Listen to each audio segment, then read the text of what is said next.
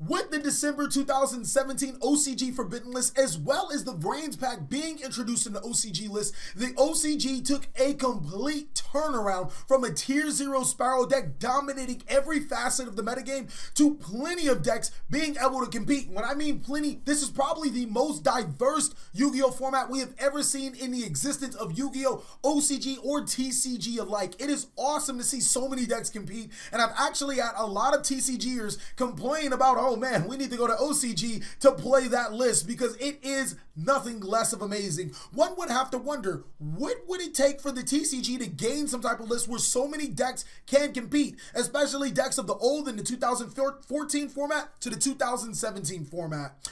This list is going to try to replicate that, and with the Extreme Force set coming out in February, as well as us getting a confirmed list sometime in January, I'm pretty excited to hope that this will be more of a realization of the list and not a prediction list. Now, don't get me wrong, guys, this is not a prediction list. This is my attempt at trying to balance the format, and if you guys don't agree with it, well, hey, post down below in the comment section what you think should happen. I'm TheCaliEffect, and if you guys want to see more videos like this, go ahead and destroy that subscribe button. But more importantly, I forbid you not to hit that notification bell because we just too strong. Without further ado, I present to you a TheCaliEffect Forbidden list.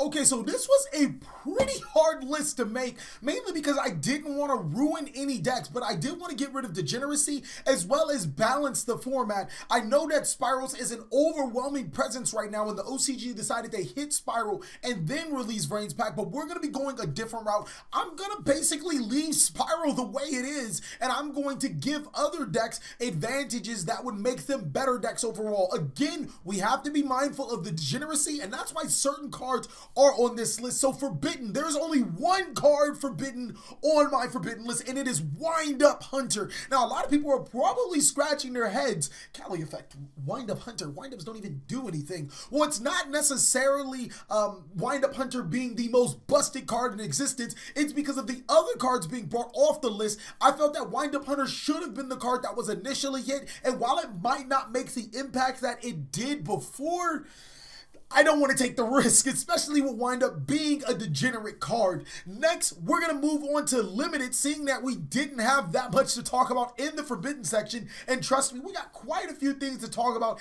in the Limited section. Limited is Trickstar Reincarnation, Firewall Dragon, Sharit Strategist of the Necros, El Shaddai Construct, and Wind Up Carrier, Zen Métis. So instantly off of this list, you guys can already see that one deck did get the D, and that is Trickstars. Now, the reason why I decided to hit Trickstars is not only because of my personal bias. I fucking hate Trickstars. It's mainly because it's a degenerate ass deck. I'm sorry, guys. The degeneracy between Trickstar Reincarnation and Droll and Lockbird is just too much. And a good friend of mine, Alex Sweeter, actually pointed out a really good thing. Trickstars have 12 ways to get into this card, and Droll and Lockbird is a 3 of. Now, you guys are like, TheCaliEffect, how come you didn't hit Droll and Lockbird? Because Droll and Lockbird at this point in time is a necessary evil of a trap card inside of this Yu-Gi-Oh card game. But being able to double reincarnation, Droll and Lock your opponent is just nasty.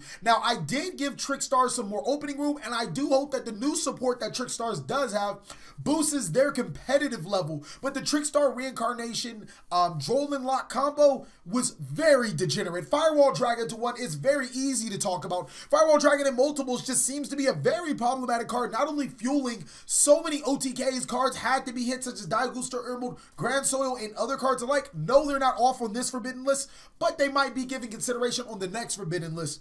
Firewall Dragon just provides infinite loops, and yes, it's a very degenerate card. As you can see in the OCG, it did get hit, and that's not my personal reason why it got hit, is because it got hit in the OCG. It's because it creates infinite loops, and it's a card that shouldn't exist in the text wording that it does. The fact that he's an infinite effect, to special summon monsters from your hand, people are going to find a way to break shit like that, Kamani. That's just like really easy, especially since links are just monsters and they're very linkable.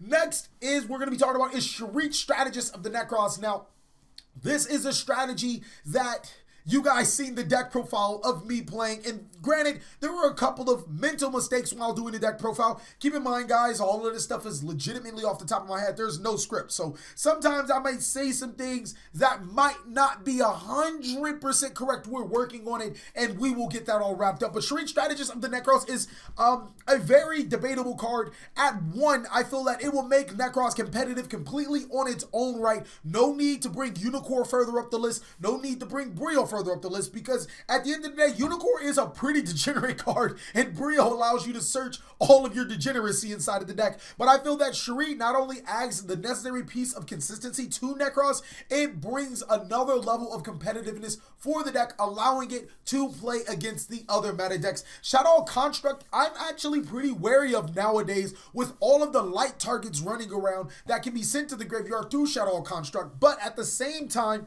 a lot of other decks have some pretty strong shit as well. So I'm pretty wary again on the El Shadow Construct, but I think that Construct is a necessary piece to make Shadows competitive. And while it's paired with the Link Monster, it could be a force to be reckoned with in one of the competitive decks. Wind Up Carry Zen Mighty is the reason why Wind Up Hunter is banned. I feel like both of these cards cannot coexist, especially with the other type of things that I put on this Forbidden list together. So Wind Up Hunter being not a necessary piece, but Zen Mighty being a very necessary piece was a very even exchange for windups. Now that we're done talking about limited, I can get you guys to semi-limited, and some of you guys might be pissed.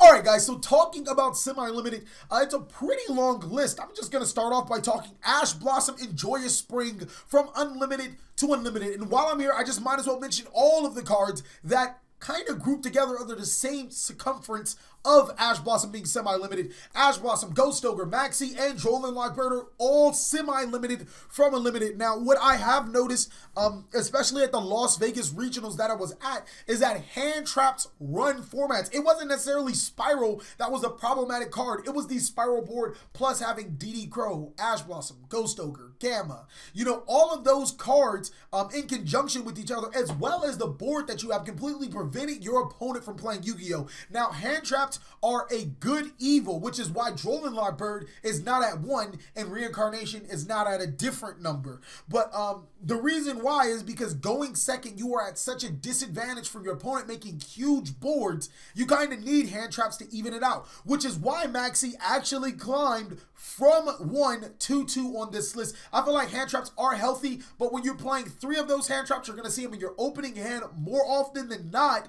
starting off with first hands, and you're going to be able to establish your board as well as have hand traps, which is not good for players going second. I thought that it was a necessary balance to it, and that there are so many. I think that it brings a little bit more competitive into the deck building aspect, because now you have to play around only having 2 hand traps, or 2 of a certain hand trap, as opposed to 3. Next is actual cards that I'm going to be talking about. Is Graf Malbrink of the Burning Abyss, Miscellaneous Saurus, Cleaford Scout, Emergency Teleport, Gateway of the Six Pantheons of the Monarchs, Aether, the Heavenly Monarch. Now, these cards are some awesome semi-limits. I felt that Graf was the better of the 2 to hit. While giving Burning Abyss a significant boost, I don't think that Graf is more important than Seer, especially at this point in the Yu-Gi-Oh! Metagame. While still giving Burning Abyss some significant support, Graf being able to special summon Fiend monsters or Burning Abyss monsters from the deck to your side of the field is still huge, and it's probably going to give them the necessary boost that they need to get going. Miscellaneous Saurus, I felt, was a victim of the Forbidden list last time, and while I'm not going to say Lethal Sagam deserves to be at anything more than 0, it is a pretty degenerate card when you can go through your opponent's extra deck and check them and completely ruin their strategies. At the same time, Miscellaneous Saurus was a very healthy card for the Dino strategy and allowed them to compete. Cleaford Scout has been limited to 1 for quite some time. I actually don't remember Scout at any other number than 1. It's been so long, and Cleaford does have that little bit of degeneracy going around, but at the same time, it is a competitive deck that requires some thought process besides the pay 8. So bring my nigga pay 8 back. Next is Emergency Teleport. a card that actually helps two decks, Shadows, or not Shadows, Ritual Beast, as well as Cosmos. Looking at what everything that's hit by Cosmos is just Cosmo Dark Destroyer. That's a really important card. But the problem with Cosmo Dark Destroyer is that it fuels OTKs like crazy. And I don't want to see OTK decks running around, which is the reason why we have certain cards at 1 in the first place. So Emergency Teleport allows you to tutor into your Tin Can, your Straw Man, your Sword Troopers, and your Tin Can, Straw Man, Sword Troopers, and your Farm Girl to your side of the field, giving you a little bit more consistency than you need. For Ritual Beast, it's a necessary piece to get your Ritual Beast Tamers to your side of the field. Gateway of the Six Samurai with Firewall Dragon at 1, I feel that it's safer.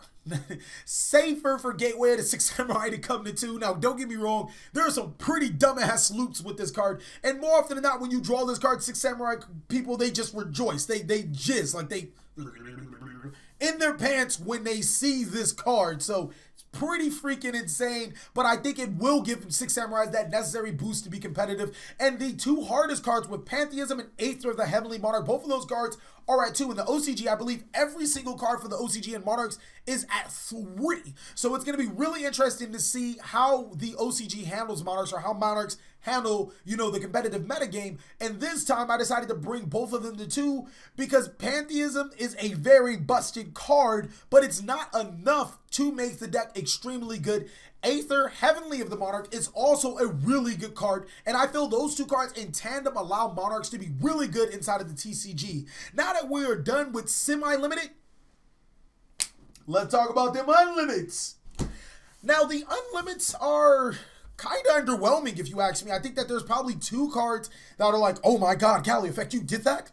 But other than that, it's whatever. Now, Ritual Beast Ulti Kanahawk is a card that I probably could keep at limited because of the same reason why Trickstar Reincarnation is limited.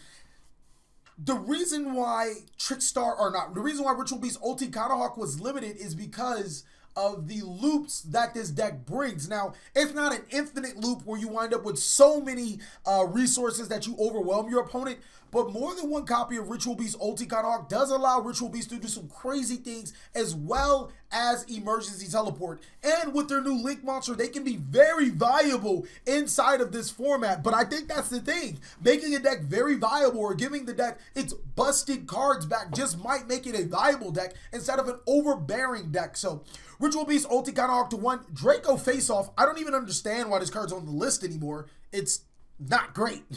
Luster Pendulum to 1. Future Fusion, or I'm sorry, all of these are to 3. Future Fusion, Luster Pendulum, and Draco Face Off to 3. They're not great. Wind Up Magician to 3. Over 2.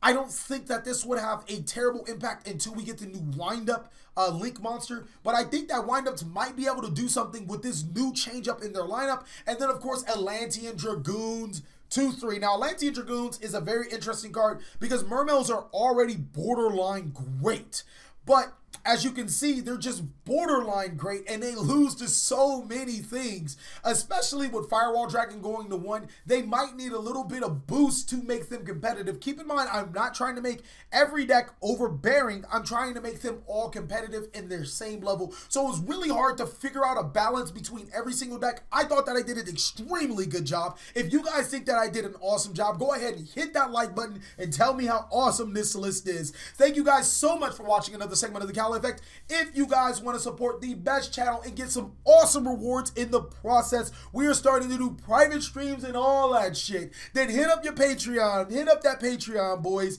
You guys are going to love what you see for rewards. Please like, comment, subscribe, but most of all, enjoy.